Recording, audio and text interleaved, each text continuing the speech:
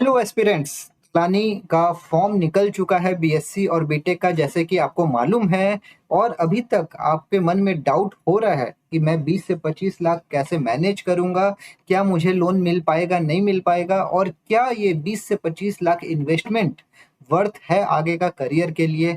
तो इस वीडियो में हम लोग पूरा TMI educational loan planning discuss करेंगे, जानेंगे कि कैसे फाइनेंशियली हम स्टेबल हो सकते हैं। ठीक है, तो सबसे पहले हम फीस स्ट्रक्चर जो है ये 2025 अगस्त बैच के लिए जो इस साल था, लास्ट ईयर था, उसको कंपैरिजन में लेंगे और मे बी 2026 में और भी इंक्रीज हो सके।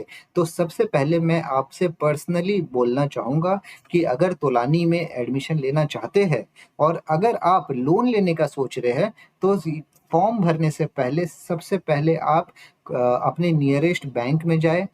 कोई भी central bank, Canara bank, SBI, जहाँ पे भी आप जाए और उनसे पूछिए कि मेरे और आपके पेरेंट्स का बैकग्राउंड ये है, क्या मुझे 25 लाख तक का लोन मिल पाएगा इस कॉलेज में अगर मेरा एडमिशन हो जाता है। तो आप उनसे क्लियरली पूछिए। अगर वो बोलते हैं कि हाँ बेटा आपका एडमिशन हो जाएगा, तो हम आपको लोन दे देंगे 25 लाख रुपया, कोई रेस्ट्रिक्शंस नहीं, बिंदास फॉर्म भरिए। अगर वो बोल रहे हैं कि नहीं आपका एडमिशन हो भी जाएगा तो भी आपको लोन नहीं मिलने वाला है, बिकॉज आपका बैकग्राउंड में भी कुछ ऐसा हो, तो फिर कोई फायदा नहीं है आपको तुलानी के बारे में फिर सोच के। फिर आपको कुछ ऑल्टरनेटिव सोचना पड़ेगा, या तो फिर ऑल्टरनेटिव सोचना पड़ेगा दूसरे कॉलेज के लिए, या तो फिर ऑल्टरनेटिव सोचना पड़ेगा कहीं और से पैसे जुगाड़ करने के लिए। ठीक है, तो चलिए स्टार्ट करते हैं। ईएमआई का स्पेशल बेनिफिट ये है कि वहाँ पे फीमेल्स को वेवर है, 50% फीस वेवर है। और बीएससी के लिए लगभग 21,45,000 रुपया फीस है। वही बीटेक मरीन इंजीनियरिंग के लिए 25,92,000 रुपया फीस है, मतलब कि ऑलमोस्ट 26 लाख। तो हम पहले कैलकुलेट करेंगे बीएससी को लेके, फिर बाद में बीटेक को लेके भी कैलकुलेट करेंगे। ठीक है, तो बीएससी कैलकुलेट करते हम। आपको कॉलेज में सिंपल इंटरेस्ट लगता है, कॉलेज एक बार खत्म कर लेते हैं तो फिर कंपाउंड इंटरेस्ट हो जाता है। और तो जब आप कॉलेज में पढ़ते हैं, मान लीजिए आप जब कॉलेज में पढ़ेंगे, तो फेज वन रहेगा, 3 साल आप कॉलेज में पढ़ेंगे, उस समय कोई ईएमआई नहीं लगेगा। कैडेटशिप के टाइम पे आप चूज कर सकते हैं आपको ईएमआई देना है नहीं देना है, ऑल डिपेंडेंट अपॉन यू। फिर जैसे ही जब आप ऑफिसर बन जाते हैं तब आपको फिर देना पड़ता है। तो बेसिकली आपका ओरिजिनल लोन जो है वो 21 लाख तक का रहता है। कॉलेज जब आप पास करते हैं तो इंटरेस्ट लगा के वो 26 लाख हो जाता है। जब आप कैडेटशिप कंप्लीट करके आते हैं तब तक वो 28 लाख बन जाता है। और उसके बाद से अगर आप चुकाते हैं, मान लीजिए आप 5 साल 10 साल में, मैं मान लीजिए 5 साल में अगर मैं चुकाना चाहूँ उसके बाद में, तो 5 साल में आप 60,000 रुपया महीना दे अपनी सैलरी का और चुकाए। ठीक है, आप जब थर्ड ऑफिसर बन जाएंगे तो 3 लाख रुपया कमाएंगे, 2.5-3 लाख रुपया स्टार्टिंग में कमाएंगे, उसमें से 60,000 आप देते जाए, 5 साल के अंदर अंदर चुक जाएगा। और अगर आप 3 लाख रुपया पूरा का पूरा देना चाहते हैं तो 10 महीना सेल करे, 10 महीने की सैलरी दे, लोन खत्म करे, और क्या। फिर उसके बाद से आप जितना भी कमाएंगे सब आपका सेविंग, लेकिन आपका करियर तो बन जाएगा, आप ऑफिसर तो बन जाएंगे।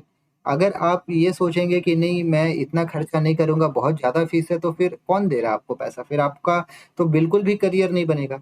कम से कम बैंक सपोर्ट कर रहा है, आप उसको रीपे कर दे रहे हो, और फिर उसके बाद में लोन रीपे करने के बाद में जितनी भी सैलरी कमाओगे सब आपका सेविंग ही तो होगा। तो डिसीजन आपका है। तो बेसिकली अगर आप 21 लाख तक का लोन लेते हैं तो आपको लगभग लगभग 28 लाख से 30 लाख रुपया चुकाना पड़ेगा। और वही अगर बीटेक की बात करें तो लगभग 36 लाख, मतलब ऑलमोस्ट आपको 10 लाख रुपया आपका इंटरेस्ट में जाएगा over a period of 5 to 8 years में बता रहा हूँ आपको। ठीक है, तो इस हिसाब से आपका सेमेस्टर वाइज ब्रेकडाउन है। प्लेसमेंट तो वहाँ पे वो लोग 2024 जो उनके डेटा है ऑफिशियल वेबसाइट में, उनके हिसाब से 2024 में जितने भी लोग ग्रेजुएट हुए थे सब 100% प्लेस्ड हो गए थे। और वेटिंग पीरियड का तो देखिए, वेटिंग पीरियड कुछ बोल नहीं सकते हैं। आप बीएससी करें, डीएनएस करें, बीटेक करें, that all depend upon demand and supply, and it's depend upon company. College का कोई लेना देना नहीं है वेटिंग पीरियड से, और ये रैंडम होता है, हमेशा फिक्स भी नहीं होता है।